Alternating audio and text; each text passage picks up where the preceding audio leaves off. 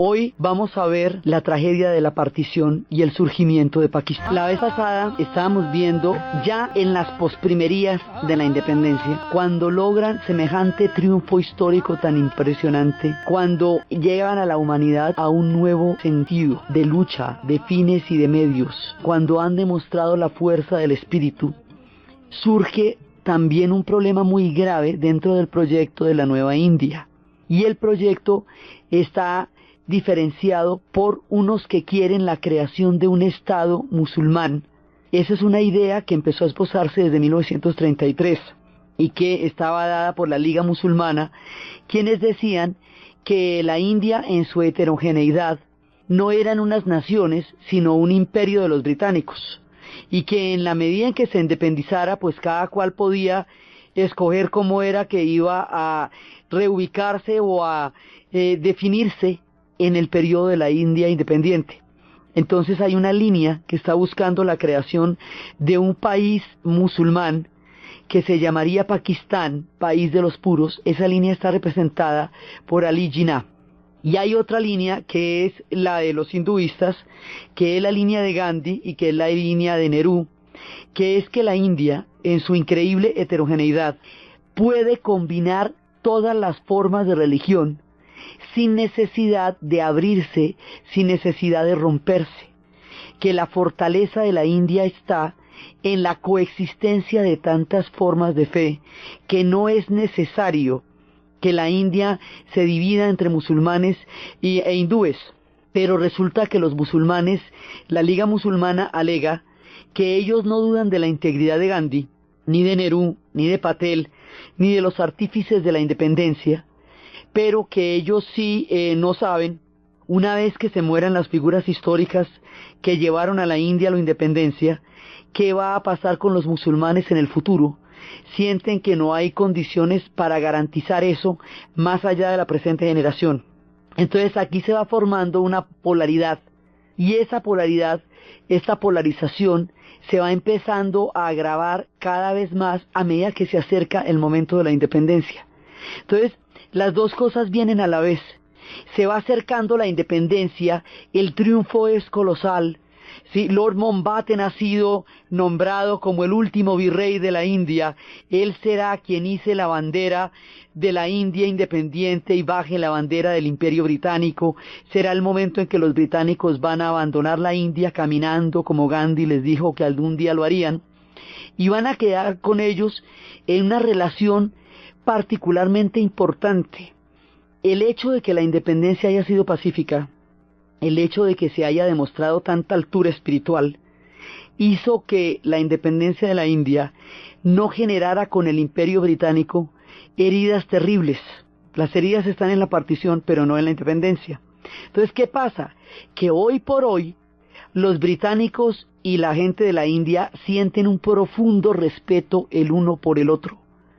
Los hindúes quedaron, digamos, pudiendo reconocer el bagaje histórico que les aportaron los ingleses en la medida en que hicieron posible el mapa, unidades administrativas, unidades políticas, digamos, le dieron una forma a un imperio que para los hindúes mismos sirvió, y para los indios como nación, para mirarse como un Estado nacional. Ellos reconocen eso, los trenes, la sistematicidad, y los ingleses van a continuar enamorados de la India. Después vamos a ver aquí más adelante, cuando la partición en Bangladesh, cómo eso se va a manifestar. Y hoy por hoy es un legado histórico del cual ambos se sienten orgullosos. Digamos, los británicos siguen sintiéndose muy orgullosos de haber sido durante tanto tiempo, haber tenido a la India como imperio, y la India siente un sentimiento, digamos, noble, sin ningún tipo de rencor con los británicos. Esto no es frecuente, prácticamente es el único caso en las descolonizaciones, porque, por ejemplo, la descolonización de Argelia con Francia fue un proceso dolorosísimo, porque además la intransigencia fue terrible. Casi se parte Francia por la independencia de Argelia, y eso dejó heridas profundas entre las dos naciones. Entonces, la manera como se haga una descolonización también determina el trato que los dos pueblos que se vieron involucrados por una relación colonial tengan en el futuro. y la India en ese sentido también dio un ejemplo muy importante. Entonces por el lado de los británicos la cosa va bien porque ya se resolvió, sí, ya estamos desde salida. Sí, el mismo sol que decían que el mismo sol que vio nacer los primeros esplendores de la India también vio salir a los británicos, el famoso sol de la India. Eso todo bien, ahí no hay problema. El problema es la partición. El problema es qué vamos a hacer ahora con la India, porque estábamos hablando la vez pasada que en las descolonizaciones suele presentarse que frente a un enemigo común todo el mundo está de acuerdo. En la rebelión de los cipayos, en las marchas de la sal, en todo estaban de acuerdo, pero cuando ya viene la independencia, cuando el enemigo común se ha ido, entonces ahora toca saber cuál es el proyecto que cada uno quiere. Esto no siempre es el mismo, no siempre es compatible. Las naciones empiezan a entrar en profundos conflictos cuando tienen que responder esa pregunta. Esas guerras civiles han sucedido en todas las independencias, nosotros también las tuvimos. Muchos pueblos han tenido guerras civiles inmediatamente después de una independencia porque la formación de los nuevos estados muchas veces lleva a confrontaciones. Pero aquí va a pasar una cosa muy grave. Gandhi se va a oponer a la partición con todas sus fuerzas, con todo el alma. El hombre va a hacer hasta lo imposible por evitar la partición, pero hasta lo imposible. Pero no está en sus manos. Entonces, ¿qué? Hay un momento en que la cosa se pone de este tamaño. Si Gandhi, por evitar la partición, hace todas las concesiones, incluso darle la presidencia a Ali Jinnah como el primer presidente de la India independiente, se echa a todos los hindúes encima, que consideran que los ha desamparado por proteger a los musulmanes. Lo que estaba tratando de hacer Gandhi era establecer un criterio de paridad. Entonces, cuando veía persecuciones de los hindúes contra los musulmanes, protegía a los musulmanes. Pero en esta última parte, cuando se está hablando de la partición, ha estallado una guerra civil. Ya de hecho la situación está empezando a convertirse en un ríos de sangre. Y va a haber ríos de violencia acá. Y eso va a preocupar y va a ensombrecerle a Gandhi la alegría de haber logrado un acontecimiento tan importante como una independencia basada en la fuerza del espíritu. La tragedia es que él no va a poder estar gozando esa noche del 14 al 15 de agosto en que la India se hizo independiente, porque se va a hacer independiente pero rota. Y él dice, eso es un error garrafal, porque estos pueblos han coexistido durante muchos años, durante muchos siglos, han aprendido a entenderse en la vida cotidiana, y si se pone la partición como una condición para la India independiente, se desatan los espíritus de la intolerancia que esta gente no había tenido antes, que están por allá en un remoto pasado. Hace tanto tiempo que el Islam llegó a la India, que ya es un Islam muy influenciado por el hinduismo. Ya es un Islam muy diferente al mundo musulmán del Asia Central o del Medio Oriente o del Magreb. Es un Islam totalmente diferente porque ellos se han tejido juntos. Desde los tiempos de la llegada de Hayuman, de Akbar, de Chayahan, desde todo el tiempo de los mongoles y desde antes, desde la llegada de los árabes y de los sufis, ellos han creado una sociedad sincrética en muchos sentidos. Entonces, era una sociedad que había aprendido a coexistir en el espíritu de la tolerancia que la India siempre tuvo. Así que, dividirlos es romper lo que no estaba roto. Eso es lo que piensa Gandhi. Ustedes van a romper una cosa que no estaba rota. Ustedes van a montar una división que no teníamos. Ustedes van a crear un problema con el que no tuvimos que lidiar nunca antes. Pero hay otros que dicen, mire, esto es inevitable ya, el grado de polarización es tan grande que usted no puede hacer más concesiones para evitar la partición. Entonces Gandhi se ve en un dilema muy grande, y habíamos hablado la vez pasada cómo cuando él decide ir donde los musulmanes, viajar a Pakistán para hacer las concesiones que toque hacer, es cuando lo matan. Y eso hace la tragedia, pero irremediable. Entonces se está partiendo la India. La India se va a partir irremediablemente, ya de una manera irreversible, se va a partir por los estados de Punjab, Cachemira, Sindh y Beluchistán, y una provincia oriental que llamaríamos Bengala, Estos estados se van a partir y tienen poblaciones paritarias, digamos, había 14 millones de musulmanes y 15 millones de hindúes en una de ellas. Estamos hablando de tamaños de población de 500 millones. Entonces, cuando uno los va desglosando, pues tienen el tamaño de países.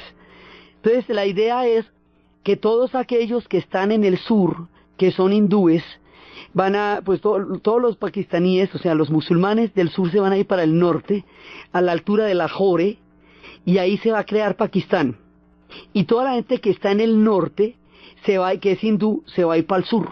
Y esto es una movilización de más de 10 millones de personas que se van movilizando a pie, en carretas, en caballos, en trenes, se van movilizando, atravesando el subcontinente de la India, en un éxodo impresionante, dejando atrás todo lo que fue su vida, tesoros que pertenecieron a generaciones y que ahora estaban contenidos en una pequeña manta que llevaban en sus palos mientras caminaban debajo de los árboles y del sol inclemente de la India, en busca de lo que sería su casa, su hogar, cuando su hogar estaba donde milenariamente habían habitado.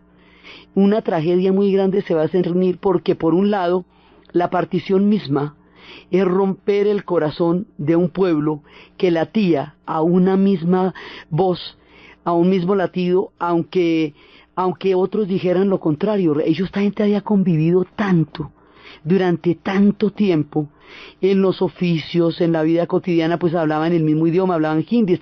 No era el árabe el que ellos estaban hablando allá, era el hindi. Estaban juntos en todos los oficios, en todas las aldeas, habían crecido el uno junto al otro, la llamada de la oración se juntaba con los cantos a Shiva, las historias de unos y de otros se mezclaban, las músicas se parecían unas con otras.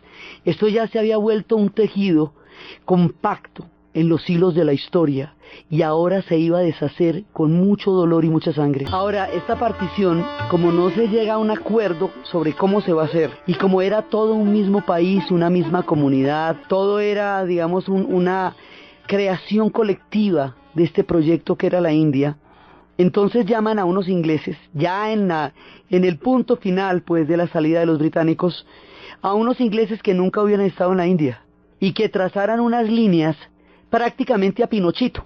Digamos, llaman a Sir Radcliffe y le dicen que haga una línea, el hombre las hace como por donde más le parece, pero en realidad eso no obedece a ningún distrito ni nada, sino a un azar, prácticamente a un azar, porque no hay un acuerdo sobre el territorio. Este azar, esta manera, digamos, arbitraria, como hacen la partición, es la que hace, como habíamos dicho en el programa pasado, que en un lado queden los hospitales y en el otro las ambulancias, en un lado queden las radiopatrullas y en el otro las estaciones de policía, que, digamos, que todos los servicios y las infraestructuras que componen una sociedad queden alteradas y rotas en su mismo funcionamiento orgánico. Es como romper un cuerpo en pedazos de órganos. Entonces esto va a ser una locura administrativa y de todo, o sea, operativamente hablando, la partición es una cosa muy complicada y muy dolorosa, porque el vecino con el que usted conversó, con el que usted creció, que fue juntos a usted a los colegios, que estuvo a su lado, ahora se va para siempre. Pero en el contexto del dolor de la partición se desatan oleadas de violencia. Y esas oleadas de violencia van a ser aterradoras. Trenes llegarán cargados de cadáveres, llegaban a las estaciones y cuando abrían el tren todo el mundo estaba muerto, violaciones masivas, ataques de unos contra otros. Gandhi veía eso cuando estalló la violencia en la ciudad de Calcuta y ayunó de la manera más desoladora para parar la violencia en Calcuta, la paró en Calcuta, pero no la logró parar en el resto de la India, y luego su trágica muerte la para inmediatamente. Pero hay 1 millón de muertos, entre 10 millones de personas moviéndose de un lado al otro con sus carretas, 10 millones de personas movilizándose con ese sol tan impresionante de ese verano de agosto, esperando a que hubiera campo y hubiera cupo y espacio para recibirlos en el otro lado, en Pakistán. Si usted está en el sur, si usted está en Tamil Nadu, si usted está en esos estados del sur, Lahore está muy lejos, tiene usted ya nada que ver con eso, no ha estado por ahí. Si usted está en Lahore, lo mismo le pasa, entonces vaya a ir a Madras Pradesh. ¿Qué va a hacer a Madras Pradesh? ¿Sí? Entonces, este desarraigo este desplazamiento, digamos, nosotros sabemos lo que son los desplazamientos, sabemos lo que es el desarraigo, el sacar a la gente de sus lugares donde vivieron, donde crecieron, donde las plantas, donde los árboles son lo suyo, y llevarlos a lugares que les son completamente desconocidos. Entonces este es un acuerdo que para poder llevar a la práctica va a llevar una inmensa cantidad de dolor, básicamente basado el sentimiento de ira generado por la violencia. Va a quedar un gran dolor porque resulta que en todos los años que hubo un Islam en la India, ese Islam se hizo parte de la influencia gigantesca de la cosmovisión de los hindúes, y es un Islam distinto al Islam del Asia Central por eso mismo. Y por el otro lado, la India también se permeó del Islam, lo mismo que se permeó de tantas otras formas de religiosidad que la han habitado en su milenaria historia. Y el punto que no se podía partir, lo que era indivisible y al romperlo alteraron el curso del cosmos, era el Punjab. ¿Por qué? Porque el Punjab, la despensa de la India, el estado más fértil, el granero de la India, tiene la población de los Sikhs, y los Sikhs son precisamente los seguidores del Gurú Nanak, de quien habíamos hablado contándoles que cuando él dijo que había visto, después de 5 días bajo el agua, cuando todo el mundo creyó que se había muerto, que él había visto el rostro de Brahma, y que se había dado cuenta que Brahma no era ni hindú ni musulmán, creando puentes entre ambos. Cuando él murió, anunció la hora de su muerte, y ellos dijeron que cómo harían, que si lo cremaban como los hindúes, o que si le ponían la gasa y lo llevaban a la tierra como los musulmanes.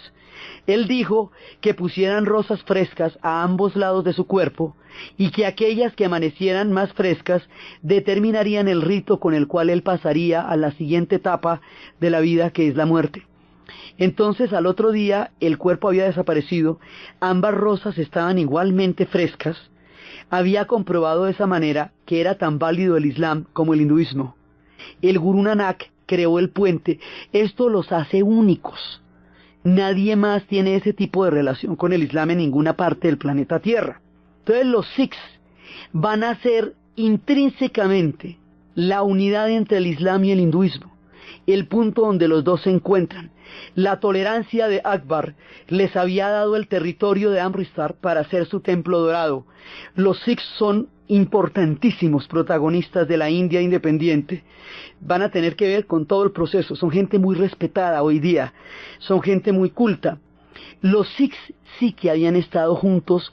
Imagínense, con esta historia siendo seguidores del Gurú Nanak, no andarían ellos parchando desde hace mucho rato. Y ahí había 15 millones de unos y 14 millones de otros, y los Sikhs en la mitad, sin problema. Pues no se tomaron digamos, la delicadeza de decirle a los Sikhs que por su territorio iban a partir la India. Partir la India era muy difícil de partir por lo que hemos visto, pero los Sikhs no hay por dónde partirlos. ¿Pero cómo? ¿No ve que ellos son el puente entre las dos religiones? Pues al partir a los Sikhs se rompe, se resquebraja el corazón mismo de la unidad, y eso sí se vuelve una tragedia muy grande, porque los Sikhs quedan desacomodados, y una mitad queda en Pakistán y otra mitad queda en la India, y ellos son exactamente los mismos. Sí, entonces no hay razón para que queden en un lado o en el otro.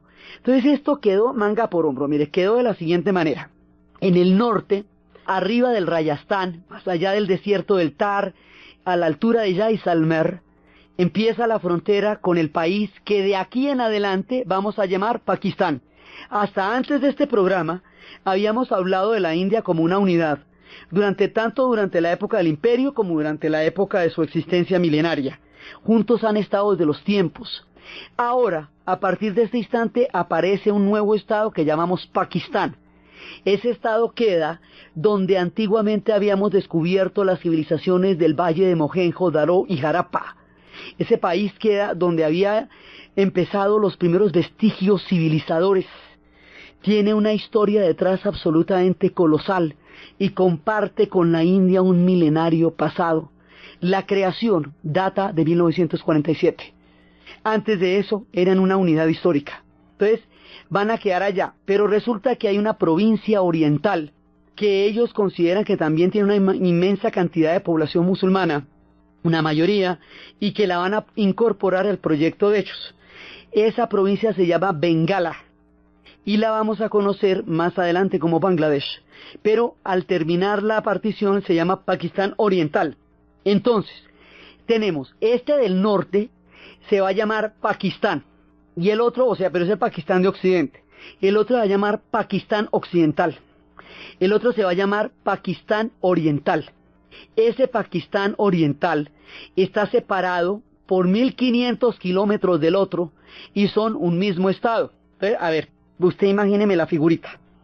Entonces eso va a hacer que ese país no pueda relacionarse con el otro porque es un imposible geográfico, ¿sí? Además lo van a considerar un estado subordinado, consideran que ese Islam está bastante contaminado de hinduismo, que es mucho más bengalí que islámico, y se la van a montar, mejor dicho, queda como una colonia del otro Pakistán, como ellos fueron colonia de los británicos y no ve que la independencia se había hecho para no tener esa colonia ahí. Entonces eso se va complicando hasta que va a llevar a otra guerra. Entonces de la partición surgen una serie de problemas. Uno son los dos Pakistanes, y eso nos va a llevar luego a la guerra de secesión, a la independencia de Bangladesh. Otro es la Cachemira, y la Cachemira sí es el tema. Cachemira es uno de los lugares más bonitos de la tierra. Cachemira es donde confluyen los ríos. Cachemira es donde se derrite el Himalaya. Cachemira es por donde entraron las civilizaciones que dieron tanta influencia a la India. Cachemira es el lugar donde Shiva le enseñó a su esposa Parvati el secreto de la inmortalidad. Cachemira es el lugar donde los animales tienen debajo de la barbilla una lana tan supremamente sutil y fina que de eso se hacen las pashminas de Cachemir. De ahí viene el Kashmir. Cachemira es el lugar donde el imperio mogol estableció su residencia de verano para escapar a los cálidos y tremendos calores que se producían durante los veranos de la India. Era lo suficientemente alta para estar lejos del calor terrible, pero lo suficientemente temperada para estar lejos de los vientos del Himalaya, pero lo suficientemente florida por los ríos que la rodean para estar siempre florecida. Cachemira es un lugar mágico. Y resulta que cada uno de los reinos que estaban formando parte de la India antes de la independencia, pues tienen un dirigente. Entonces, algunas veces, tanta era el lazo que había entre hindúes y musulmanes, que muchas veces había provincias musulmanas con un gobernante hindú o provincias hindúes con un gobernante musulmán. Eso no era raro. Entonces, aquí pasa que el gobernante es hindú, pero la población es musulmana en un 90%. Entonces, los jefes, digamos, los grandes gobernantes de los reinos de la India, van a escoger a dónde van a meterse y van a escoger formar parte del proyecto de la India. Precisamente la genialidad de Patel fue la de pactar con uno por uno de los Rajas y convencerlos de hacer parte de su nueva India, de su India democrática. Los convencieron. Es decir, nadie fue forzado a eso. Todo el mundo se fue metiendo porque el secreto más grande, el triunfo más grande de la India después de la independencia es la democracia. Es haber considerado la idea de hacer un Estado democrático en esas condiciones de gigantismo y de diversidad y que funciona. Y funciona hoy día como tal, y eso lo aleja de los totalitarismos y de los estados militaristas que resolvieron por la vía de los gobiernos fuertes el tratar de conseguir una unidad y un proyecto histórico. La India lo hizo desde su diversidad. Entonces usted charlaba con cada uno de los marajás, de los ranás, de todos los diferentes dirigentes, le provoca pertenecer a mi estado de la India, yo le permito todos sus privilegios, pero usted políticamente me concede a mí el que esto va a ser una democracia y una república, y va a ser un país laico, ¿ok? Y todo el mundo se fue poniendo de acuerdo. Entonces, el dirigente de Cachemira va a adherirse a la India. La India, por lo tanto, queda con la Cachemira, pero la Cachemira tiene la población es musulmana. Entonces la India alega que la Cachemira es sagrada porque allí Parvati le enseñó a su esposa Shiva el secreto de la inmortalidad. Pero los musulmanes dicen que la Cachemira es suya porque la habitan los musulmanes en la práctica y porque allá se constituyó el paraíso del imperio mogol. Y esto ha dado para 4 guerras. Cada ratico se van a meter en una guerra la tenaz. Pakistán reclamando Cachemira y la India que aquí la tengo y que no la suelto. Y ahí, bueno, ese lío no se arregla y no se ha arreglado todavía. Tienen buenos días, a veces están como frescos y tienen días que se alborotan, pero el problema es endémico. La India no va a devolver a la Cachemira y Pakistán no va a dejar de pedirla.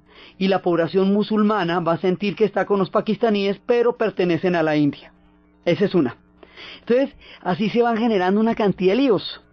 Y eso va a hacer que todos estos productos de la partición se vuelvan grandes conflictos que una y otra vez van a sangrar. La misma música que escuchamos, una es de Nusrat Fateh Ali Khan, que es lo que estamos escuchando ahorita y con lo que abrimos, él es pakistaní, y la otra es de Ravi Shankar, él es bengalí, o sea, el uno sería de Pakistán Oriental y el otro de Pakistán Occidental hasta la creación de Bangladesh. Entonces, aquí se nos va formando un lío porque estas fronteras van a quedar no como fronteras sino como heridas. Lo que decía el Pakistán era que el Islam era una unidad y que la India no. O sea que ellos eran de otra naturaleza diferente a los hindúes porque eran todos musulmanes y como los musulmanes por doctrina son todos absolutamente iguales ante los ojos de Alá. Usted se convierte al Islam en la medida en que siga los 5 pilares. En la medida que acepte que Alá es el único Dios y Mahoma su profeta, la peregrinación hacia la Meca, la oración 5 veces en el día, la limosna legal, el ayuno del Ramadán. Entonces eso hace que todo el mundo islámico sea uno solo, aunque sean tantos y tan diferentes, aunque haya sunitas y chiitas, aunque estén en Arabia o en Indonesia. A ese imaginario, a esa unidad del Islam, apela Jinnah para introducir el argumento de un Estado estrictamente musulmán.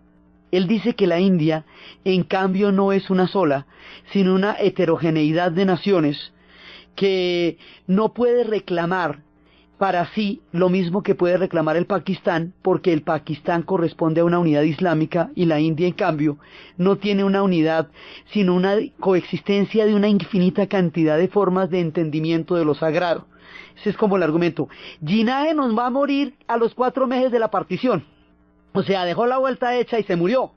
Jinnah era el que Gandhi le decía que era el hombre con un problema para cada solución porque él tenía una inflexibilidad de carácter y una voluntad de hierro y su proyecto era ese y ese fue el que hizo. Entonces, esa era la idea. El futuro diría si ese Islam se parecía al resto o no.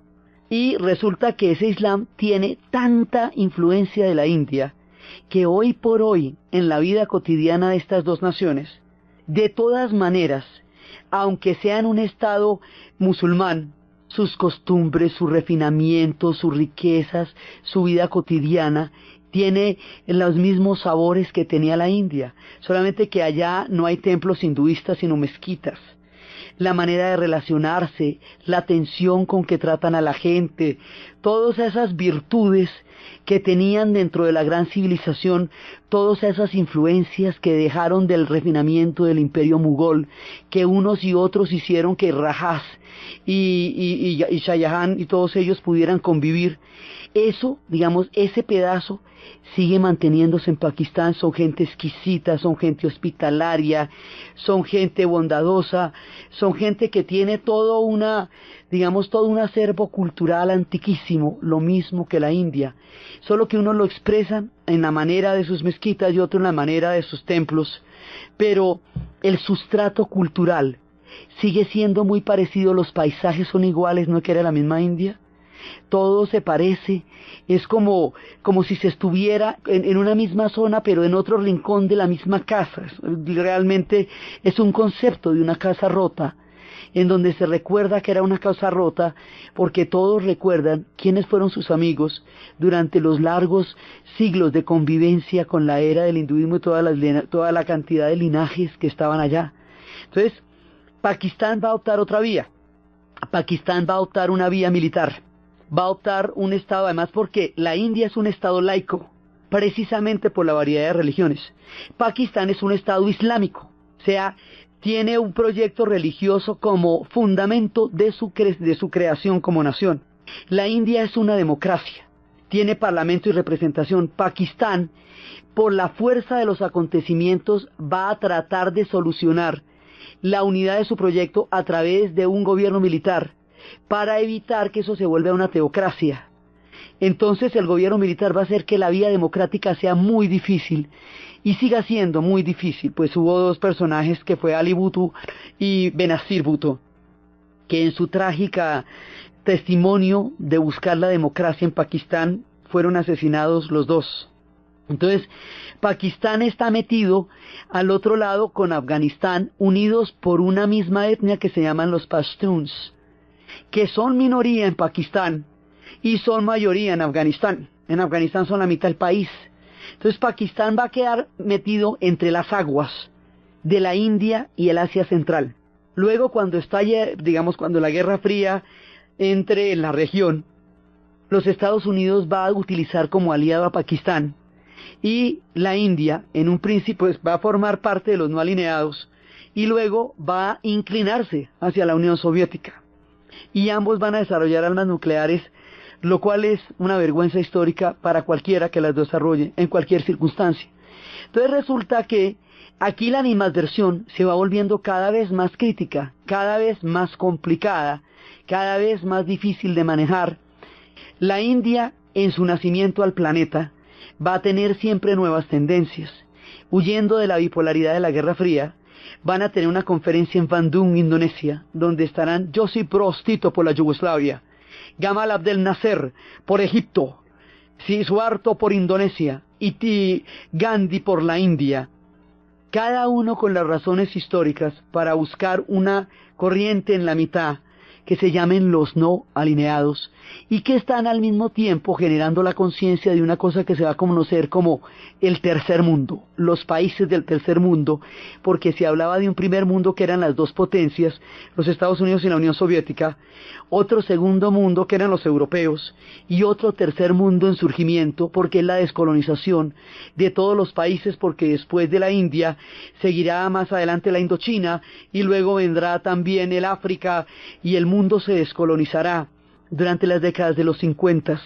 Entonces, ahí la India va a tener un papel fundamental como una directriz de una nueva geopolítica, que es la geopolítica de los no alineados, porque no le deben a nadie su independencia sino a la fuerza del espíritu. Tito con ellos, porque él solo liberó a Yugoslavia de los nazis, organizando a su pueblo. Nasser, porque él creó el panarabismo como proyecto histórico, por eso van a crear los no alineados. Entonces, ahí, digamos, se van asentando las cargas de la geopolítica, y en ese momento es cuando a este tema, que ya está delicadito, le vamos a meter la Guerra Fría, y eso no nos ayuda, no nos colabora. Entonces, al meterle Guerra Fría a esto, los Estados Unidos por un lado y la Unión Soviética por el otro, los ponen a enfrentarse, ellos ya de suyo bastante enfrentados. Entonces hay un momento en que se va a presentar una crisis, de las muchas. O sea, la de Cachemira es un tema que cada ratico sangra. Entonces, eso tiene 3 o 4 guerras encima, ¿sí? Ahí la dejamos en el norte. Pero vamos a tener un problema con este estado de Pakistán Oriental. Este estado se encuentra subordinado a un autoritarismo de central que ellos consideran intolerable. Ellos son los principales productores de yute, el billete llega allá, pero como Pakistán es el corazón, digamos, de ese doble país, entonces se lo consignan al banco de los otros y el billete va para los otros, todos los privilegios van para los otros. Entonces Pakistán Oriental considera que está siendo dejado de lado porque a ellos no les llegan los beneficios de las cosas que ellos producen. Entonces empiezan a ver cómo plantean una independencia. Pakistán Occidental va a tratar de convencerlos de llegar a un acuerdo intentando democratizar el país a través de unas elecciones y tratando de crear un régimen parlamentario. Cuando hacen las elecciones, Pakistán Oriental gana de lejos, arrasa. Y ese triunfo electoral tan grande de Pakistán Oriental debilita terriblemente a Pakistán Occidental frente a su posición de negociar una salida que no sea la secesión. Entonces Pakistán Oriental se va para la secesión, o sea, lo que va a buscar es la independencia, y en ese momento Pakistán Occidental les va a pegar una represión brutal, brutal, pero una cosa impresionante, impresionante, lo desgarrador que fue eso, junto con lo dolorosas que ya habían sido de suyo las escenas de la partición, otra vez los cadáveres en miles en las calles, las violaciones, otra vez. Pero además de eso, paralelo al genocidio, en ese momento se va a producir una oleada de refugiados gigantesca que cae sobre la India. La India está recién saliendo adelante. Estamos en el año de 1971, ya en el momento en que sucede esta crisis. Y la India está empezando como a moverse, pero la India no puede aguantar alimentar una población tan grande. Entonces el problema de la Pakistán Oriental le cae encima a la India, porque no es que queda dentro de ellos, dentro del mismo mapa de la India. Entonces la India necesita resolver ese lío. La India apoya la independencia de este Pakistán Oriental que vamos a llamar Bangladesh, pero no puede entrar directamente en conflicto con Pakistán porque la cosa ya está calideada de por sí. Se presentan unos incidentes fronterizos que la India va a tomar, digamos, como algo que ella de todas maneras anhelaba para entrar a la guerra porque no tenía cómo entrar a la guerra directamente. El asunto es que se van a la guerra. Y cuando se van a la guerra, entonces ya las tropas de la India, que tiene un ejército impresionante, invaden, sacan a los pakistaníes occidentales y se independiza este nuevo país que conocemos como Bangladesh, cuya capital es Dhaka y que anteriormente había sido el Pakistán Oriental. Entonces se parte, es decir, el pueblo ya dividido se subdivide en dos estados diferentes y este Pakistán funciona ahí al interior de la India en la mitad del mapa. Cuando eso sucede, en la tragedia de la hambruna, de los refugiados, de la tristeza inmensa, de la desolación, un músico, Ravi Shankar, va a buscar a George Harrison. Los Beatles se acababan de separar y le va a pedir ayuda y le va a decir que su pueblo muere y que necesita demasiado, desesperadamente, comida para su pueblo. George Harrison, siendo un ex Beatle, se le ocurre que la mejor idea de recolectar fondos para mandar a la emergencia, a la situación humanitaria, al desastre que en ese momento está ocurriendo en Bangladesh, es hacer un concierto en el Madison Square Garden de Nueva York a beneficio de la causa de Bangladesh. Ese concierto va a estar con Bob Dylan, George Harrison, Ringo Starr, Eric Clapton. Van a estar, digamos, los grandes de la música ahí. Y ese es el origen de los conciertos a beneficio que van a ser después una tradición en el rock, que se hará por África con Live Aid, por Mandela para que lo liberen de la cárcel, por Amnistía Internacional. Sí, esos conciertos que se han comprometido con las causas humanitarias y ese aspecto del rock que se hace sensible al sufrimiento humano, empiezan la historia con el concierto que hace George Harrison con Ravi Shankar para el beneficio de Bangladesh. Entonces, en ese momento, Ravi Shankar abre la presentación con su música y luego entra George Harrison. George Harrison cantaba, después de que escuchábamos la música de Ravi Shankar, como un hombre vino a mí con tristeza en sus ojos. Me dice que necesita ayuda porque su país muere. Aunque yo no pueda sentir físicamente el dolor, siento que tengo que ayudar, que debo hacer algo por la gente de Bangladesh. Dice, Bangladesh, este país con tanta gente, en una tristeza tan grande, con un dolor que no puedo entender, con una situación que me escapa a mi comprensión. Nunca había visto tanto desastre ni tanto dolor como el que estaba sufriendo la gente de Bangladesh. Y con eso empieza, digamos, es su manera de presentar todo el concierto para Bangladesh. Y aquí, digamos, estos son parte de las heridas. Muchas heridas van quedando del proceso de partición. En la época en que se hizo la partición había un libro que se llamaba Un tren a Pakistán, que registra los hechos dolorosos de esa partición. En la independencia y en la tragedia otro que se llama Esta noche la libertad. Testimonios de toda esa época. El testimonio de Bangladesh no va a ser un libro como El tren a Pakistán, ni las fotos de Margaret Burke, ni va a ser tampoco Esta noche la libertad, sino el concierto. El concierto es el que queda como el testimonio de la tragedia de Bangladesh y el nacimiento de esa nación bengalí. al sur, digamos, al sur, centro-sur de la India. Entonces, empieza a suceder esto, y al entrar en contacto, aquí hay, digamos, otra posibilidad que va a ser inesperada. Al entrar en contacto con la India, al estar buscando lo sagrado, ya desde los tiempos del hipismo, desde los tiempos de la búsqueda de un sentido de la trascendencia, los hippies británicos y los norteamericanos se fueron a la India en busca de la espiritualidad y llegaron a un lugar llamado Goa, y en Goa se quedaron. Algunos no tenían ni con qué devolverse, otros no tenían a qué devolverse, y se van a quedar allá, y en la medida en que ellos vayan encontrando la India, en la medida en que la India empieza a influenciar su música y todo esto, la espiritualidad de la India, tan asombrosa, tan maravillosa, empieza a influenciar a Occidente por la vía de los hippies y de los músicos. Entonces los Beatles fueron allá buscando iluminación, y es cuando George Harrison llega por primera vez, y cuando él llega por primera vez encuentra lo que va a determinar el resto de su vida. Encuentra en el hinduismo la razón para creer en lo sagrado, y a partir de ahí la India va a conquistar a Occidente con todas sus antiguas sabidurías, con su construcción de sentido, con su manera como va a traer tantas formas de entender la armonía del hombre con la naturaleza. De ahí va a salir el pensamiento ecológico, lo vamos a ver también.